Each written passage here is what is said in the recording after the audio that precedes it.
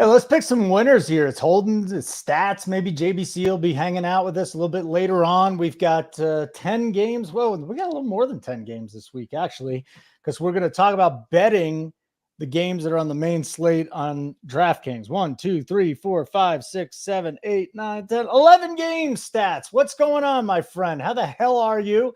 Everybody, give us a thumbs up. A little like button would be great. RPS 15 if you want to sign up. Stats, talk to me here, buddy. I saw you posted some player props. We've got a whole bunch of stuff to talk about. Joe Burrow's done for the year. What's on your mind, my friend? You say, how are you? And then you just keep on going. I didn't even get a chance to say how I was. Well, I was just excited to see you. So it's just verbally, I just can't stop talking because I can't wait to hear about so many things with you. So how are you doing? I appreciate it. Yeah, I'm doing well, man. I'm doing well. Been a busy week. I was down in Naples for a day. My dad's down vacationing down there, so I got to visit him. Had another buddy in town, so it's just been a nonstop, just out every night basically this week. So I'm looking forward to my Friday night of actually doing nothing, maybe watching a little college football and relaxing a little bit tonight. Oh, I'm very excited. Very excited about the Thanksgiving Day slate. We got 3 games over there, and maybe we'll get to them. Maybe we'll talk about them next week. It's always fun. What's cool is that the Lions don't suck this year, which is kind of nice. Last year they were mediocre. I didn't know if we knew they were good or not. At least we got a good Lions team. Problem is they're playing a bad Packers team. Yeah, I hated that whole thing. That for years it was like, oh, put different teams on Thanksgiving. We don't want to watch the Lions, and we're old. I'm more of a traditionalist kind of guy. I grew up watching Dallas and Detroit on Thanksgiving. I kind of like it. What you're getting. You're getting Detroit in that early window. The late one, you're getting the Dallas game. And all right, granted, Detroit hasn't been good most of these years, but I enjoy it. I like seeing it. Unfortunately, listen, if you watch any of these primetime games, how many of them have actually had a good matchup? I mean, last night we finally got a good matchup, and then you get the injury there with Burrow. But for the most part, you could if you pick 2 teams at random, the chances are pretty good right now in the NFL. You're going to find 2 crappy teams. A lot of garbage football going on. I hated having the Lions on all those years. I mean, I'm glad they're there now, but at least you got the Cowboys. You knew the Cowboys were playing, so that was fine. We didn't need the Lions every year, but they're actually good this year, so we got lucky. The problem is the Packers are bad for the first time in a while, which is shocking to me. Who knew? Listen, if you're betting the games, it doesn't matter. When you're betting the games, it does not matter. That's why. Can I watch a soccer match if I don't have money on it? Absolutely not. You put a couple of bucks on it, I am enthralled in that match. Tennis, whatever it is. So that's why this is the whole reason betting has such a great synergy with sports, and the NFL loves the betting no matter what they're going to tell you. Well, NFL is just so now they'll tell you they love the betting. Now they will because they're getting paid a ton of money with it. It's just amazing how it's now completely ingrained in the National Football League. Speaking of which, Vinny Cano, Stats got into the betting side, took all the player props you put in chat, round robins. Thoughts? What do you mean thoughts? Yeah. So I'm assuming today I have a bunch of plays in there for today. Don't give them all out, man. This is a free show. Yeah, no, I'm not going to give them all out, but you're not going to be able to round robin because some of them are same game, so you won't be able to round robin. But absolutely, go ahead and throw them in round robins. The quick advice on that is just going to be, obviously, you're going to be reducing your risk to make sure that that fits within your bankroll management. So if you're risking, if you're a $100 type of bettor, I put the round robin in there to kind of win, maybe to win $200 or $300, just a small or a small multiple of what I'm betting. So if I'm a $100 bettor, maybe I'll just risk it for 2. So we're constantly trying to mitigate our risk. That's the whole point of bankroll management. The way I like to play these props and really all the sports betting, let's say you start off with a bankroll of $1,000 and you're playing them for, let's say you're going to go with a high 5% of your bankroll. You're going to play them for $50 a pop. As they continue to, hopefully we're putting cash in the bankroll. You make up the number, every $100, every $200 worth of profit, you jack your bets up by whatever it was you started with. They're 5% at $50. You get up to $1,100. Maybe you jack your bets up to 55. You will be shocked at how quickly that's going to accelerate your profits. And if you do go on a losing streak, you have to do the same. So on the way down that ladder, you start dropping the bets down as well. And with the success that I've had with the prop bets, it really multiplies. It'll multiply quickly. We've been doing well so far this year with about 20 units on the positive on the NBA props. Why don't you give just a real quick tutorial on round robins? Because this is people always ask, what's a round robin? What's a round robin? Just real quick for if anybody was just tuning in, they have no idea what you're talking about. So if you understand what a parlay is, a round robin is just taking every combination of the parlays that you can make on a game. To make it really simple, if you played if you had 3 teams or 3 props that you liked and you wanted to do a round robin, you're essentially just taking a parlay with each. So you're taking A and B in a parlay, B and C in a parlay, and then A and C in a parlay. So that it becomes 3 different parlays. It gets more complex. If you've got 10 legs, you could do 2-team parlays, 3-team parlays, 4-team, and so on and so forth. But that's the simple way. All you're doing is just making it's a really quick and fast way to put in a bunch of parlays as opposed to parlaying each and every combination. All right.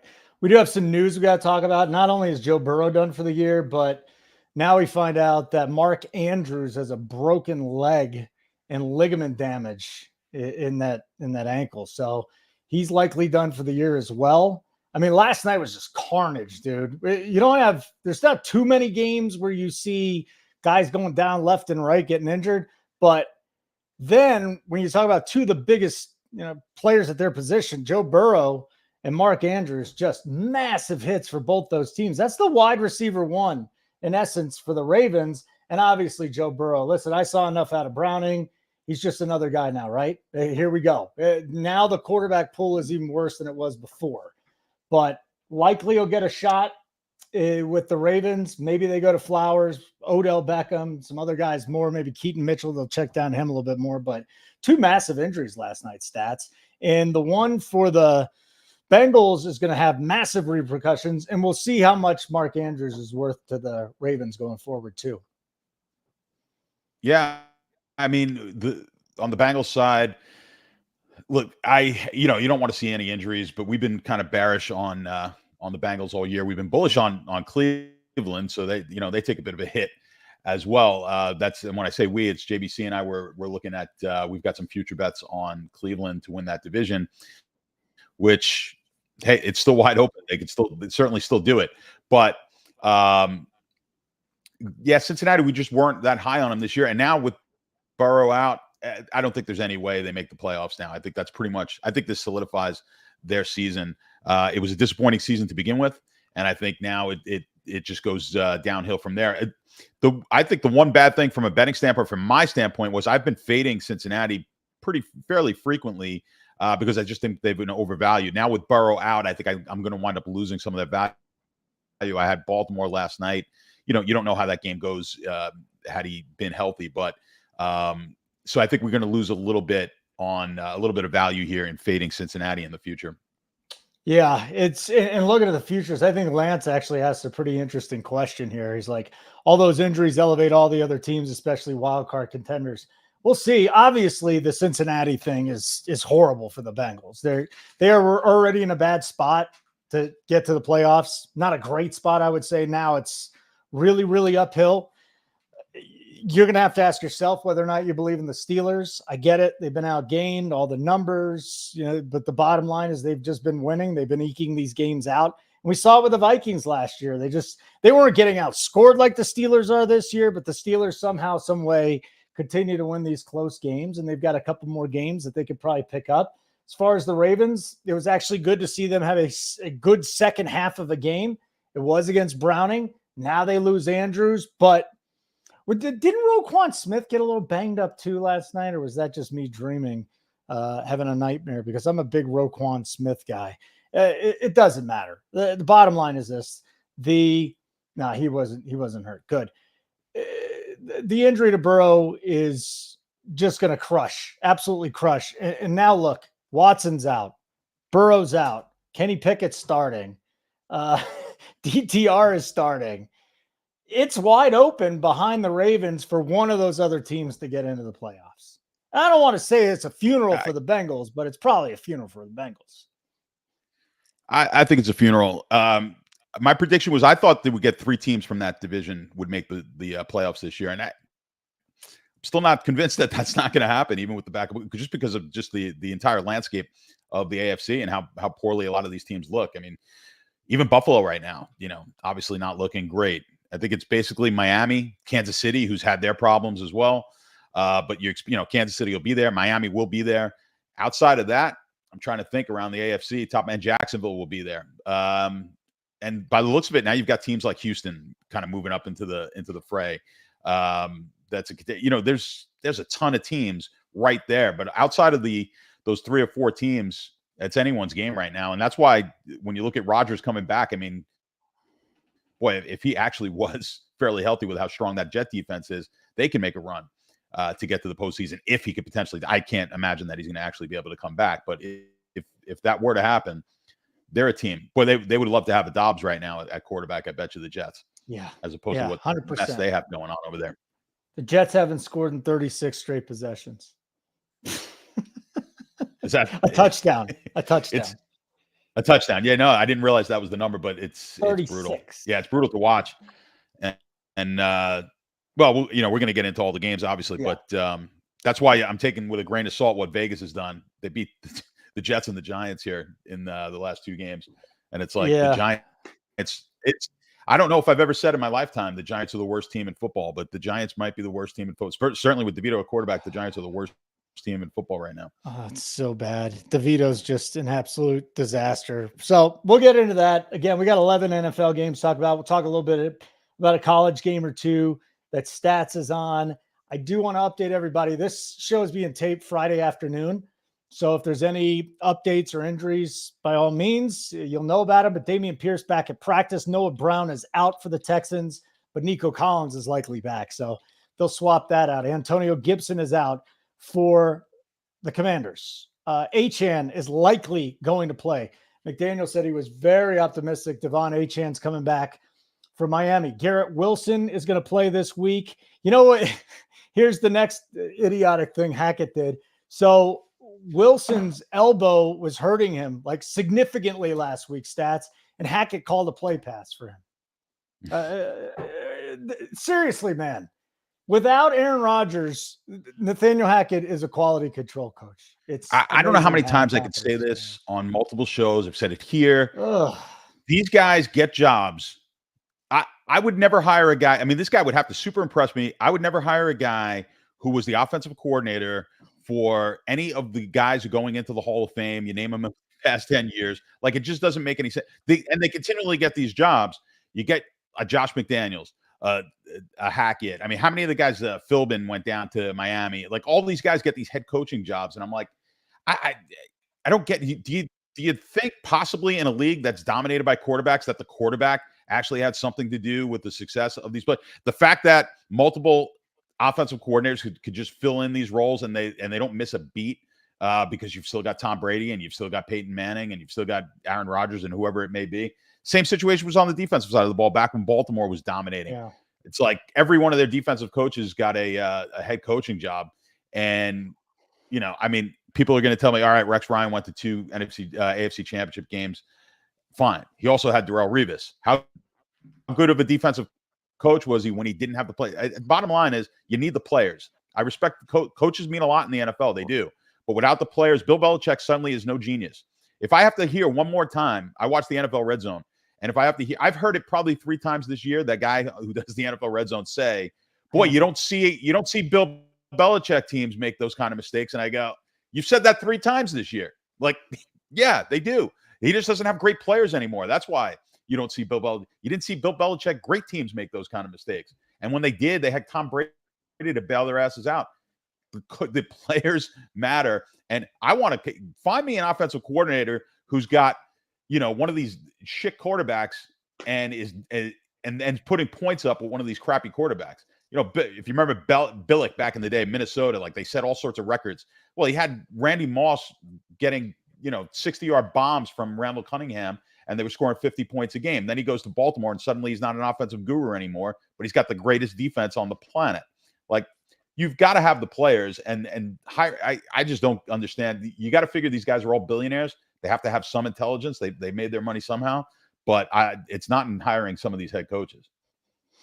Stafford is expected to play this weekend, so he'll come back. I think Puka Nacua is going to play too. So Kupp, Nacua, and Stafford are back. Justin Jefferson, questionable, but that's not on the slate, but that's the Monday night game. Madison is questionable for that game as well. Justin Fields will be coming back. He's not even on the injury report, and Khalil Herbert. So the Bears are getting Fields and Herbert back this week. Not sure what you think about that, but we'll find out in a few minutes.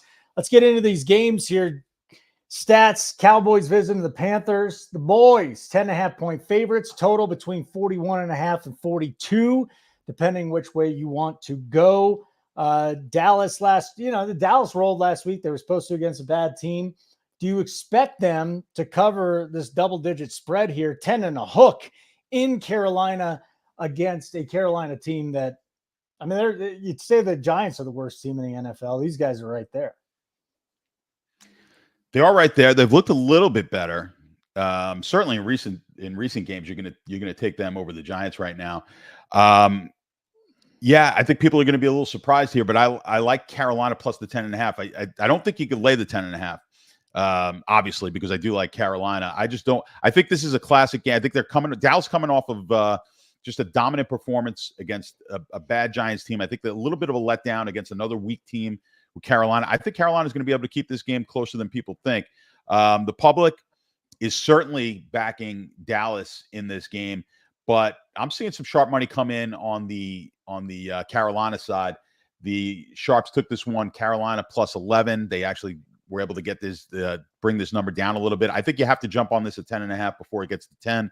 But I do like Carolina. A lot of people out there, I haven't looked at the comments. I know people don't like to bet bad teams. You make money betting on bad teams quite often, especially in the NFL. So I like Carolina plus the points here. Ooh, 10.5's a lot, man. 10.5 is a lot. I always get uncomfortable backing bad quarterbacks, but I understand the process where you're going with this one. The next game, the aforementioned Pittsburgh Steelers visiting the Browns. Now, Cleveland laying a point and a half with DTR as their quarterback this week.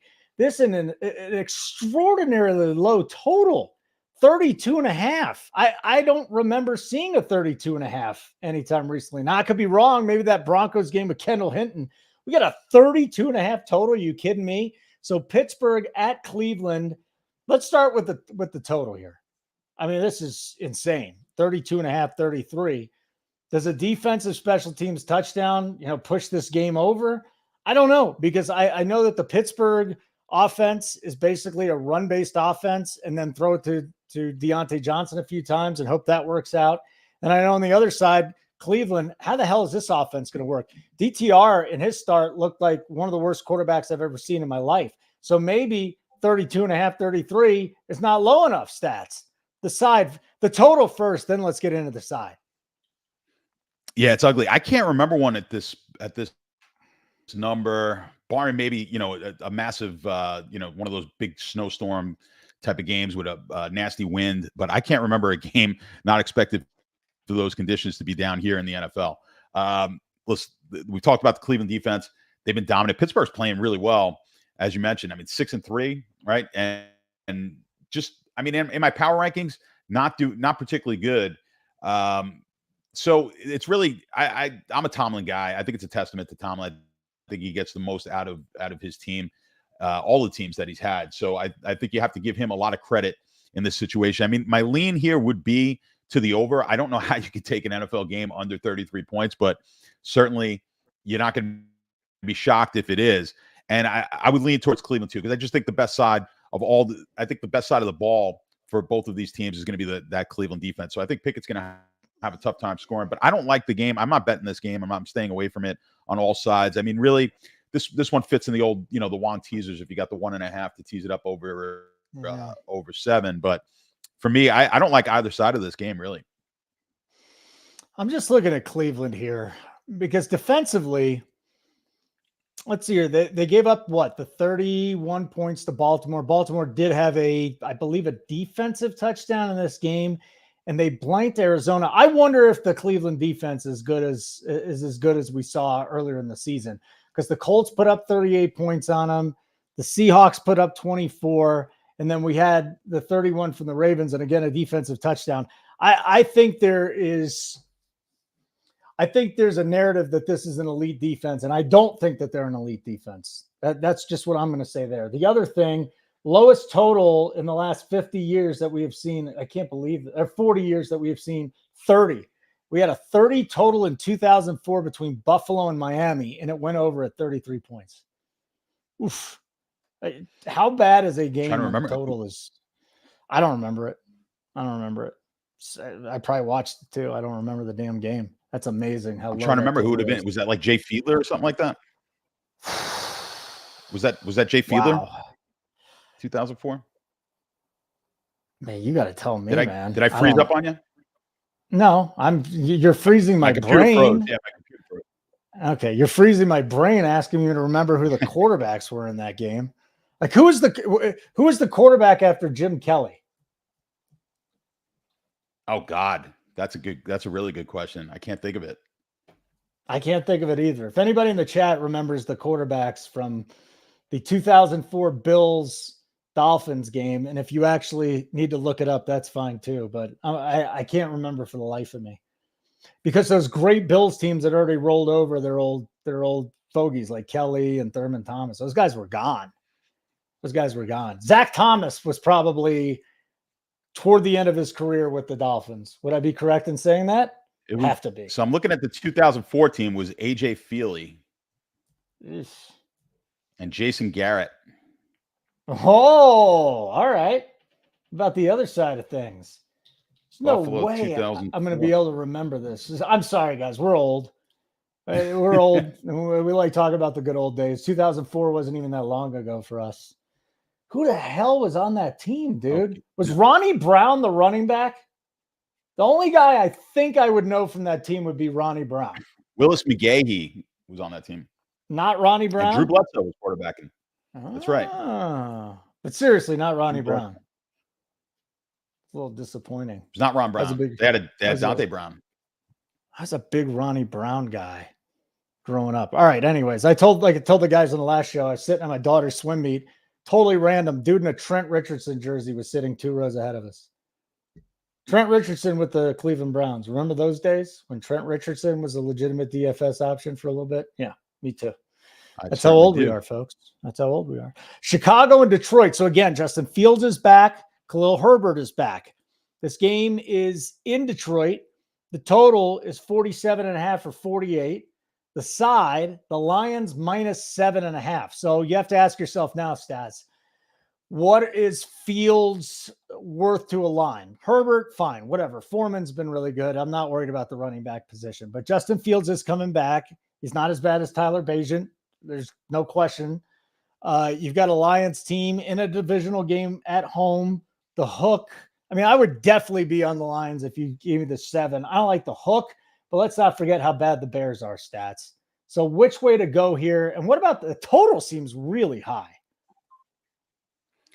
Well, it got bumped up because the sharp money was coming in at like 40. I believe the sharps were betting this over 45.5, and that jacked it up to 47.5. Yesterday, I was doing another show. I think it was a little lower. I think it's moved up maybe a half point since that time because I said I like this over up to 48. So I still like this game to the over. I think Fields in there certainly adds a little bit more to this offense. I'm hesitant to lay the 7.5. I don't like Chicago either. Chicago drives me nuts, in particular Fields, because he's got the moments where, especially like DFS, the guy will throw a 40 up there against us. And then that game that he got hurt, that last game he got hurt, I mean, he was doing absolutely nothing. Badger came in, he was doing nothing as well because the offensive line just looked terrible. I forget who they were playing that game, but so yeah, they're going to have their moments here where this offense does nothing. But I do think in this game, I think the over is in play. I think Fields comes back, gives them a little bit of life, gives them some energy. And the thing I like coming off usually I don't like these type of quarterbacks coming off an injury, but the specific injury he has actually makes me like Fields more because I think he's going to use his legs a little bit more here than normal. If this was a knee injury or something like that he was coming back on, I'd absolutely want to fade Fields in DFS. But I think because it's the hand, I think they've been kind of holding him back from running. I think we may see him run just a little bit more, which to me pushes this one more towards the over, and it gives me a little bit more confidence in him from a fantasy perspective. So have you looked into the player props for him as far as rushing? Do you have a number for that before I even look at it? What my number is on his rushing yardage? Yeah, what is his number for you? Yeah, I do have a number for it. If you give me I bet you you're going to put it at 41. Yeah, I'm at 45. Okay. I'm at 45. So, number. Yeah. His number is 48.5. So it's a little high. That's pretty much a no bet for me. But I do think the potential is for him to go above that number, even though my projection is a little low. My projection is basically just based on, historical statistics. But I think we have a chance here for him to have one of those type of games where he goes, put it this way. If you like the over, these are one of those that you might want to take it in a ladder and just take some of the alt lines on his rushing totals and seeing if you could just hit a 100-yard game from him or something like that. Because I think he's going to have to run for them to stay in this game. Okay. Maybe it's a live bet then if he doesn't try early. We'll see. Might be too late, though, if he does run in early. So like button would be great. You can drop us a comment if you want to. We'll absolutely talk with you about that. What up, Bill Meyer, Rance, Matt? Good to see all you guys in here. Tim Dog, Lance, Sean, Steve.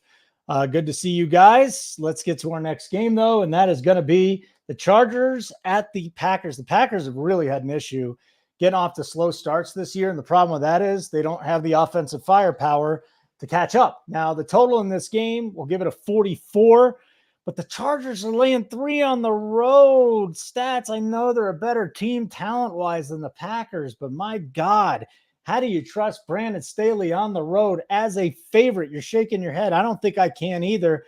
Problem with the Packers is they're a horrible tackling team. Horrible tackling team. I think that there's going to be a big day for Austin Eckler here. No question. But thoughts on the side and the total? Chargers, Packers. And what about laying money on the road with Staley? Yeah, I don't feel good about it either. But I think that's the sharper side. I think the Chargers are the sharper side of this one. I hate it.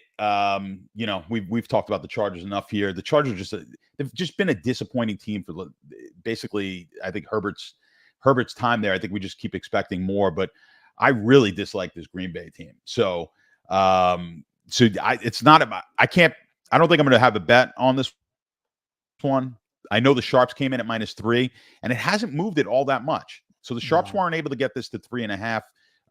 The few places that are at 3.5, if you're taking Green Bay the 3.5, you're getting heavy juice on that line. So it's pretty much 3 across the board as far as what I'm seeing right now. So, the fact that the Sharps couldn't get this off the 3 and they came in pretty good on this one with the Chargers -3. I don't like this game. My lean is the Chargers, and again, if you want to back the sharp money, that would be the side to take. I don't trust this. I don't trust the Chargers at all, and I don't like Green Bay. So this is a tough one. Even the total, it's kind of right where it should be, 43.5. One thing Green Bay does is they can play a little bit of defense, and I think this one comes down. I think it's going to be close on the line. I think it's going to be really close on the total as well. We keep talking about Brandon Staley and how he has a job. Like, he can't lose this game at this point. You've got to beat this Packers team. He's got to get to the playoffs, and I think in order to get to the playoffs, they got to win this game. You can't go. I get it. Green Bay's a tough place to play, but this is the worst Green Bay team I've seen since Don Majkowski, buddy. I mean, it's been like 30 years since a team's been this bad, like pre-Brett Favre. That's how bad they are. I think Favre was on that team too, right? Backing him up, the Magic Man. Oh, God. I don't know. I saw the Vikings and the Packers in the old Metrodome with Don Majkowski, though. I really did. I went to that game. It's a hell of a rivalry. I'm looking up TD score props. Yeah, Eckler's -150. I can't bet that. It's too bad. Okay, that's our next game. Houston and Arizona. Now, a month ago, if I tell you Houston, Arizona, what are you saying to me? Stats, you're going, ugh, why do we have to talk about this game? Now, the Cardinals stink, but they look competent with one Kyler Murray last week. And on the other side, I'll say this for the third straight week, DeMeco Ryans needs to be the coach of the year. What this guy has done. Now, Stroud has helped, obviously, but excuse me, didn't have a cough button. The Texans are 6-point favorites at home. The total here is 48. CJ Stroud is, I think he's already wrapped up the offensive rookie of the year. He won't have Noah Brown, but he will have Tank Dell.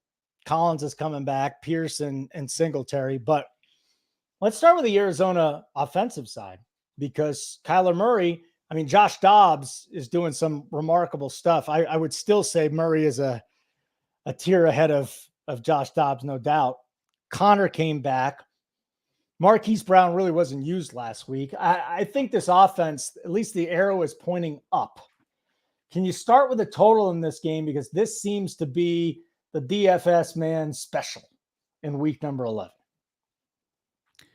Houston's been the DFS darling. I'm just Houston and playing against them because they're not really stopping many people here, right? So you can target against the Houston defense here.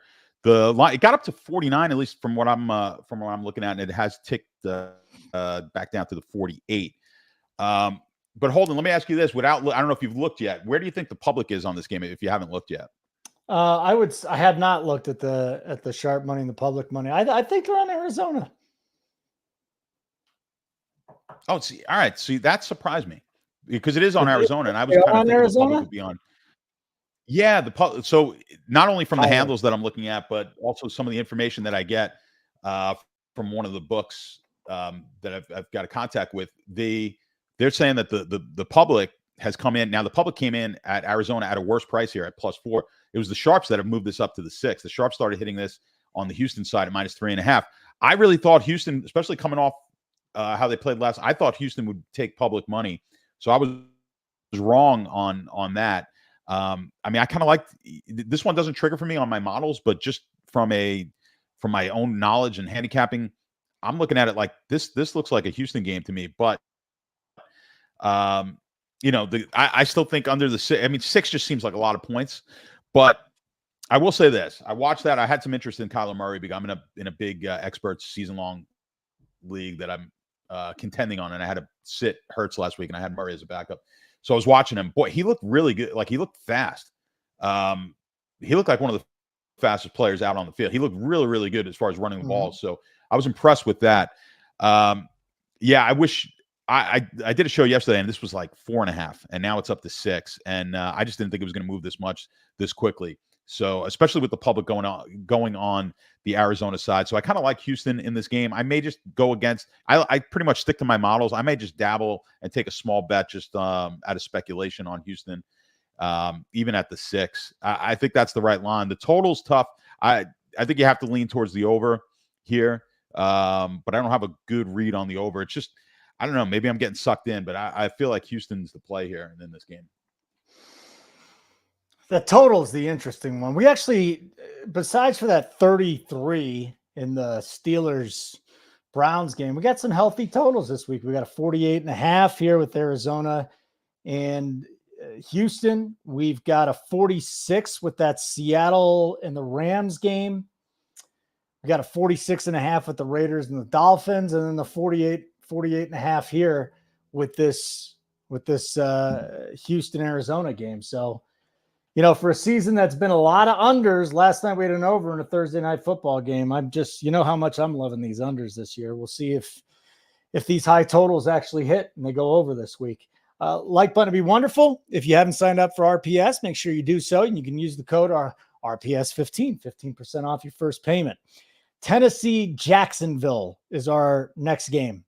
And Tennessee's been bad. Everybody that liked Will Levis might have jumped off the bandwagon last week, but we'll see what he could do at Jacksonville, coming off what was really a listless performance offensively and defensively against the 49ers. A horrible divisional game here.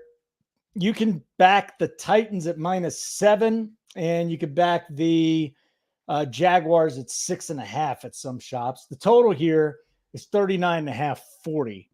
It's a game, by the way, that Derrick Henry just routinely shreds the Jaguars. I don't know if he's going to be able to do that anymore because he's so old, but I will say this. He's very close. He could eclipse 19,000 yards in this game here. I think it's 19. It can't be 19,000. That's too much, isn't it? No. I think the record's Can't like be 15 or 16. Yeah, it's got to be like 13 or 14,000. Anyways, trust me, I'll go look it up now. Here it is. Oh, he can get to 9,000 career rushing yards here. 9,000. He's not going to get to 10, is he? 9,000 career rushing yards for Derrick Henry. This is a game where I used to climb the ladder with Henry, rushing yards, touchdowns, and everything. I won't be doing it this year. I still believe in Jacksonville stats. I just think that the Niners, we talked about them last week. I just think they're a better team. They're still one of the handful of teams that can win the Super Bowl. So your thoughts on the side and total here with the game in Jacksonville? Yeah, I think I gave you San Francisco last week. I mean, that was a tough spot for Jacksonville. San Francisco desperately needed it. We talked about them being on the 3-game losing streak there. I thought that was going to be a tough spot for Jacksonville to win this game. They should win this one this week, you would think. But with the 7 points, I can't lay that 7. I've got mixed model. I've got models on both sides of this one, but I've got more models actually on the Tennessee side. It's kind of a no-go for me, but I do typically I like I like a team like Jacksonville coming off a big loss. That's a big angle for me. Really, quality team that gets blown out. I love the bounce back on those type of games, but I've got a couple of things popping here on the Tennessee side as well. So I actually have a little bit of a lean on Tennessee. I think I've seen not a ton, but some sharp money's has come in on the Titans as well. So there's a small lean for me on Tennessee. Possible bet, but most likely stay away. But I'm going to definitely lean on the Tennessee side. As far as the total goes, again, these totals have been tricky for me. I think this is an under if I'm looking at it, but not one I want to bet. So kind of small lean Tennessee, maybe. And if I had to take a side on the total, I would lean to the under, but I don't like it. Yeah, 40.5 to the under. Why bother? Why bother? I don't like that at all. No question. Let's move on. Our next game is going to be Vegas and Miami. Again, Devon Achane might be back. He's questionable. Tyreek Hill's on the injury report with a foot, but he's 100% go. So I wouldn't worry about that. If you see that, it's a total of 46.5. And you can find the line at DK. It's 13.5 point favorite for Miami, 12.5 at FanDuel. Just look at the line movement. If you go back to earlier in the week, it opened at 9.5 stats at FanDuel, 10.5, 11.5, and now 12.5. And we're seeing it at 13.5 at some books.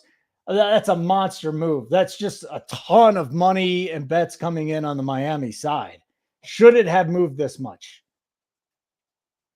It had to. I mean, I think they've kind of found their equilibrium here. The public, the public likes Miami, and they got in late as they usually do. They've got in at the 13. The book that we speak to, they need Vegas to cover this one because I mean, this is pretty much across the board. There's no sharp money coming in on Vegas. There's nothing. It's everyone's betting the Miami side of this game. I don't think you can bet Vegas. To tell you the truth, I think I think if you like Miami, go ahead. I can't lay it just seems like too much, but I'll tell you this. I feel a little bit more confident than some of the other small leans. This is small. I don't have a ton of bets this week. This is going to be a light week for me as far as betting goes, but I think there's a good chance here Miami just wins this game by like 40. I think they could roll the game. I just don't have enough. I hate laying 13.5 or 13 points. It's just not it's not typically the what hits my model play. Usually I'm taking the 13.5 points, but I just don't think you can. Now, Vegas coming off the 2 wins, talked about it against the Jets, against the Giants. There's a little bit of momentum building, but I think they get smacked in the face here on the road. I think reality sets in. They're not playing the Jets and Giants. They're playing a much better offense, and I don't think they're going to be able to keep up with the Miami offense in the game. So I don't think they have the ability to really slow Miami down all that much, and they certainly aren't going to be able to score with them. So I think the number I think the 46.5, I think we could probably get, or 45.5, depending on where you're at. But 46.5, it looks like in a lot of places. I think we get that to the over. And yeah, to me, you're taking Miami or you're not betting the game. Yeah, Miami is 22nd in DVOA and defense this year. I don't know what you think of DVOA. I think it's a nice little outline to see how good or bad a team has been. 22nd is not good. 25th in special teams. If they get Achane back, though, how much does that change things? I think it changes a little bit. Their offense has taken a step back, 10th in DVOA since Achane went out. That's an interesting thing. Again, if he's back, he's just so explosive. and he's fun to watch too. But Vegas, Miami, too many points for me. Let's go to the Giants and the Commanders in the nation's capital, Washington, D.C. Boy, this line is all over the place too. I got a 9 at Superbook, an 8.5 at DK, a 9.5 at FanDuel. So let's just go and we'll call it a 9.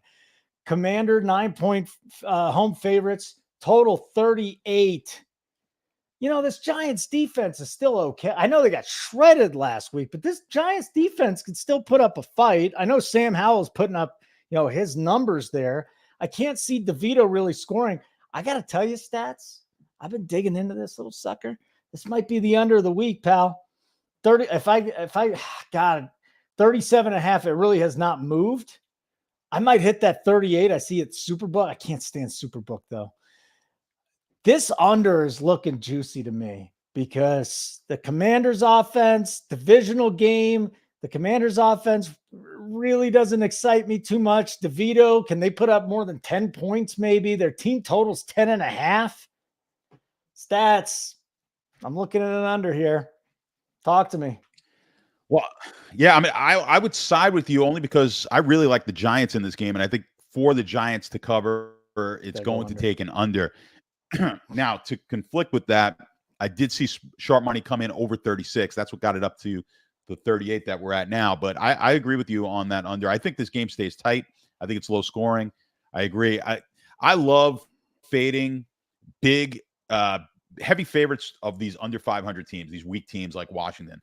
Like it's way too many points. You have done really well. Keep an eye on that in the future. Watch for these teams that are sub 500 that are laying a touchdown or more. You definitely want to fade those spots. So the Washington's just not a good enough team to be favored by this many points, regardless of how bad the Giants have looked. And we've said they're probably the worst team in the league. Great. Way too many points. Washington's down in the lower third of teams themselves. So this is too many points in this game. I agree with you. I think it's just an ugly, sloppy game. I think it probably stays to a low total. And if it does, if this game stays under, we probably catch the Giants with the 9.5. And there's a real big difference too between that 36.5 and 38. I mean, we're looking at like a 21-17, a 30. What is a 36.5? I don't even know what number that. I mean, what's the number that lands there? 20-17, I suppose, would take the. I don't want that. So I think that 38 is kind of a magic number for me. And I'm going to likely place that bet at the end here. And I also like your play with the Giants. 8.5 divisional game. And it's not like the Commanders are a really good team. They also gave up their 2 best defensive players a couple of weeks ago at the trade deadline. So I think we're kind of simpatico on that game. Next one's going to be Tampa Bay at San Francisco. So the Niners are going to head home, hosting the Buccaneers. The Niners are 12-point favorites, and this is a lower total, 41.5 as it stands right now. Don't see much movement at all in the line stats, so it's kind of set properly, 12 points against the Buccaneers. Do you see a situation where Tampa, 11 points, I don't care what team it is, 11 points is a lot. Does Tampa keep it under double digits on Sunday? I think they could easily do that. So I don't mind taking Tampa plus the points here. Again, it's that San Fran coming off that monster win. They needed to get it. Easily could be a letdown here. Tampa obviously needs the game. Both teams need the game, no doubt. But I could see a letdown here. I could see this game being a little tighter than this 11.5 would suggest. If I had to take a side, definitely the Tampa is the side on this game. Now, when you look at where the money is coming in, there's like nobody's betting Tampa as far as tickets that are coming in. You're just not seeing it. But more than 50% of the money's coming in on Tampa. So where the tickets are lacking, the cash is making up. That's a sign that there's some sharp money on the game. I haven't seen it. I haven't gotten that firsthand information that we're getting Tampa's sharp money. But I would say I know for a fact though that the public is on the San Francisco side. They have told me that. So we know the public's betting San Francisco hard at 11.5, and I think it's too many points. I would lean towards the Tampa side. I would fade the public on this game. Yeah, you know how much I love San Francisco, but I'm with you on this one. It's tough to lay that many points. I don't even care if it is the Niners at home, and while they might cover that, not something that's in my constitution. Jets and Buffalo. Here's another stinker. Again, 36 straight possessions without a touchdown for the Jets. It's almost impossible to do. Like even Tommy DeVito scored a touchdown, didn't he? Did the Giants score a touchdown with Tommy DeVito as the quarterback? I feel like they did last week. That just shows you how bad Zach Wilson is too. Buffalo, 7-point favorites at home. 39.5 is the total. 7 points. Here's another number. Stats. I really don't love backing teams that are 7-point favorites on a consistent basis, but given how bad Buffalo has looked, and I think that if they end up winning that game against Denver last week with the field goal that shouldn't have counted because 12 men on the field, I think this line is probably different, to be honest with you. I think people are betting the Bills. I bet you this thing is 7 and a hook, maybe even 8. I really believe that because of a missed field goal that ended up being a good field goal on the next play. So I don't mind Buffalo here. Jets are a good defensive team. I get it. I'm going to start buying in on Buffalo now. Maybe the Dorsey change matters. We always see a bump. We often see a bump with these coordinators or anybody else getting the boot. We even saw it with the Raiders with McDaniel getting kicked out. But I don't think Buffalo's as bad as they've been. Thoughts on Buffalo and the Jets? I actually lean toward Buffalo.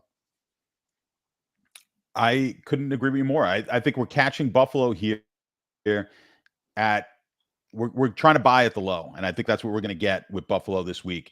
That was a game they should not have lost. I think they come out fired up. They get their coach, offensive coordinator fired. I think this is a situation, and they lost to the Jets earlier. Rodgers goes out in that game early. The Jets pull off a miracle in winning that game.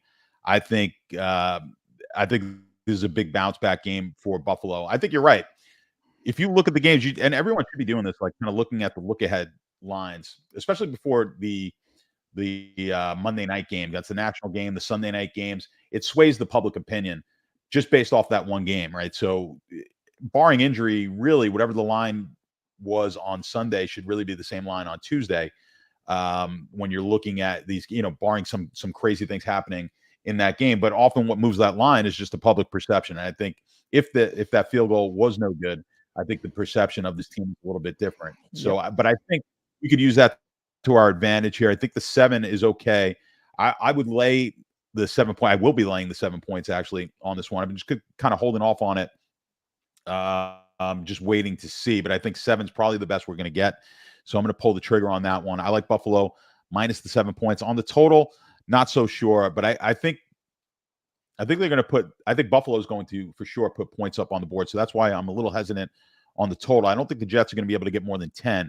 And I know how good this Jet defense is, but I think the Buffalo offense is going to score in this game. They're going to cover it. I think you can even take some ladder bets and take some alt lines and kind of play with Buffalo up to 10, 14. And even 21, and just go for the blowout and go for some big plus money hits on this one. All right, we're kind of on the same thing there. And Dorsey doesn't get fired if at 12 men on the field. It wasn't his fault there was an extra guy on the field. I bet you doesn't get fired. That's typically the guy you fire. That's typically the guy you fire when your special teams has 12 men on the field to lose a game. You fire the offensive coordinator. Fire the offensive coordinator. And look at the drop. They had some ugly drops in that game. Like Allen had some of those passes were beautiful, like into tight windows that they just dropped and turned it to turnovers. I mean, he's been sloppy. He has not been good this year at all. This is no, he has not. But they didn't help him at all. I mean, he threw a couple in there that were really good, and they just dropped them on him. Yeah. So I think this game, I think we're just catching them on a low. I like this quite a bit. I like Buffalo here. They also don't have a great running game still. They still don't have a running game. And they couldn't figure out a way to get the ball to Diggs, which could be a problem again this week, but they got to figure that out. All right, last game, NFL slate. Seattle visiting the Rams. The Rams are getting a point at home. The total here is 46.5, so a very healthy total. Here's what I'm thinking. I'm thinking that the Rams, I could take them on the money line. I might take the point here. Stafford, Puka, Kupp. Stafford is looking healthy again. He's got Kupp and Puka back. Defensively, this is a team that I think could hang with Seattle. I like the Rams this week, Stats. Where are you on the side and the total? Yeah, I would lean a little bit on the Rams side. This was actually I I'll give you one of my props. I gave them out earlier today. I think the cup reception number is a little high, especially with Puka in there. And it looks like Puka's playing right this week. So, so we took that one this morning, and it was it was 7.5, I believe, was his total. So we took that to the under on cup receptions. We've been crushing the reception props. I got 3 of them up in on the bets in our bets at RPS. So if you guys in the bets channel, you can check that out. But I do lean a little bit towards the Rams. Don't love this game at all, but I like the bounce back. I've got a couple of models that are kind of conflicting on this one, but I do like a bounce back for the Rams here. And you get obviously Stafford's in there this week. I've just not been high on Seattle. They burn me. I mean, Seattle, to me, they're an overachieving team. But I think we're going to get regression. I was bearish on Seattle coming into the season. I'm still bearish on Seattle. I think these are the type of games that they're going to have to lose for me to be right on my numbers. I've got them under on their win totals. I've got them, no bet to not make the playoffs, but we said they would not make the playoffs this year. I've got San Francisco to win that division. I still feel pretty solid about that. So I do think the Rams are a better team with Stafford in there. I think they're a better team than Seattle. So I don't mind this one. I'll take the points at home. Talk to me. What do you got college-wise? You got a little something? I thought you said you had something on this Utah game. Is that correct? Utah to Arizona? I had you. Yeah. So I've got to play on Utah. That's one of my bets this week. The Utah, I think in that one. Here, let me get your notes up. 22nd ranked. Yeah, let Utah. me just bring my notes. But go ahead. At 17th ranked Arizona. We got Arizona minus a point at home. 46 total. Both teams are 7-3. The Cats have won 4 straight. And this is the last meeting between the two teams in the Pac-12 before they start meeting in the Big 12 next year. All right, Stats. What do you got, my friend? No, well, like I said, I'm taking Utah in this game. The one thing you have to worry about is, listen, Utah's got to win with their running game. And then Arizona is pretty strong in stopping the run. But I think they're going to be able to keep this one close. I think just Arizona they've been a bit of a surprise. I don't think they're as good as their ranking. I think Utah overall is a much better team here. Disappointing year so far. I mean, listen, they've still done well, but missing their quarterback, I think that's hurt, obviously. But I think they're going to be able to control the ball with the run, and I think they pull this one off. I think I just wanted to give you one other game. I'll give you my best game of the of tomorrow. It's between two teams, so I'll give you one of them. I'm taking Rutgers. I'm hoping it gets up to 21, but right now at 20.5 is that line. Rutgers against Penn State. I like Rutgers in that game. You could hold off on that one until tomorrow. Kind of wait till game. I think that's a noon game, and just wait and see if you can catch. Yeah, it's a noon game. If you can catch 21, I really like it, but I don't think it's going to get there. Even at 20.5, I would take that one tomorrow. All right. If you got any questions, we'll hit them up here and then we'll get out of here. Matt Burton, y'all like the NFC this year to win it all, right? Just a way better conference. I don't look at NFC, AFC thing. I wouldn't bet that either. I just, it seems more often than not, the underdogs come in there and win these games. Last year, everybody was on Philly, weren't they, Stats? Everybody, oh, here come the Chiefs. They come back, they win. They come back in the game, they win the game. For me, it's a more individual team than the conferences. But yes, I would say that the conference that is better right now is the NFC. Yeah, I mean, we didn't think that coming in. We certainly didn't think that before the season. But, I mean, yes, I would put a lean towards the NFC. There's no way I like either side of that bet, though. I mean, we've seen enough of every team in this league. I mean, any one of these teams could lose to just about any other team. So I'm not too excited at just over the midway point in predicting who's going to win the Super Bowl. I still think San Francisco is the team. I think when it's all said and done, I still think they're the best team in the league right now. And then Stat, do you bet individual bets or parlay from Steve? Bet them all. Yeah. I mean, here, I think the easiest thing to do is just play the game straight and have just for your bankroll management standpoint. But here's the thing with parlays. People talk about parlays being sucker bets and all this. If you win, if you're a plus EV better on just betting your game straight up, you're also going to be plus EV in parlays. So parlays are going to just magnify your losses if you're a losing bettor, and they're going to magnify the wins if you're a winning bettor. So parlays are great. It's a great way where, as long as you're doing it properly, it's a great way to risk less. But of course, the volatility is going to be greater, and you're going to have greater variance, right? So where on weeks where I go 5-5, let's say on a college football slate, and I just lose juice, you're going to take a little bit of a hit playing those in parlays, right? But you've got to significantly be reducing the risk so that it's the variance is not as high, right? So the problem I see more often than not is that's the other thing. When people get into parlays, they'll take like an 18 parlay with the Monday Night Football game, but they play it for way more than they should. And now the payout is like some exorbitant amount when they actually come close to getting there. And then they're apt to take the cash out. If you're playing parlays, you should not be cashing out. You should not be hedging. You should never be doing any of those things. If you played it for the proper amount initially, you wouldn't even have as big of an urge to do that cash out. The cash out is nothing more than a bad bet. They're taking way more juice. You never should have made that last leg of the bet in the first place. Otherwise, you would have just won. Make it a 7-leg parlay with all the games on Sunday and forget that Monday night game. But it's like people throw the Monday night game in there thinking they're being smart. Oh, I could hedge it. Just leave it out. The hedge is costing you money. It's a negative EV play. So that's just my 2 cents on parlays. But I could do a whole show on all that stuff. I've got videos out there too on the Sharp app. If you check out the Sharp Academy at the Sharp app, I've got a whole series of videos on all this stuff.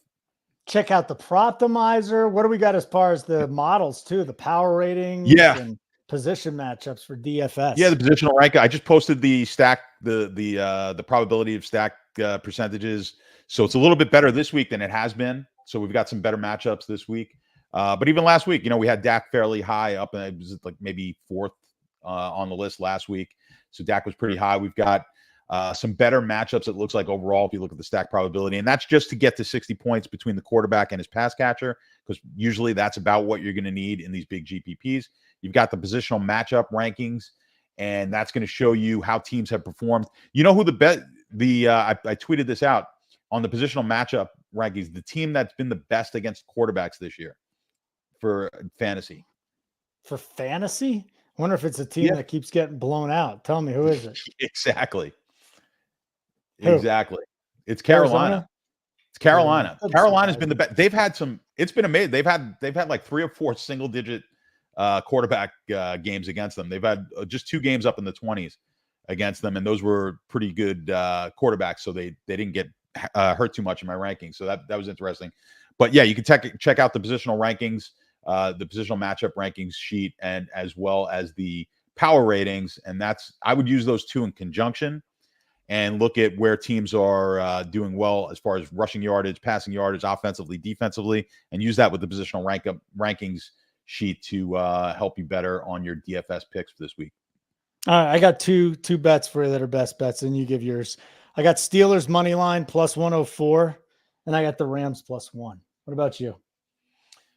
NFL. So you can give a college bet. What's your favorite? I'm going with Carolina and the Giants. Okay, are my two best bets. The 2 shitty teams, you're backing them. I think the Steelers are not a good team. I'm backing them. The Rams aren't a great team. I'm backing them. Simple as that. And then, Damian Pierce is out. Just so you know, for DFS purposes, you'll have Singletary in there. And I also want to read to you the Steelers' upcoming quarterbacks. The next 5 quarterbacks: Dorian Thomas-Robinson, Jake Browning, Kyler Murray, Mac Jones, or Bailey Zappi, and Gardner Minshew. The Steelers, team of destiny. Team of destiny. You get to keep beating up on all these shitty teams. It's absolutely amazing. The Steelers are a team of destiny. Maybe not. Stats, always good seeing you, my friend. Great working with you, pal. Everybody, hit the like button on the way out. Thank you for checking us out. RPS 15 is the code, 15% off your first payment. Everybody, keep running pure.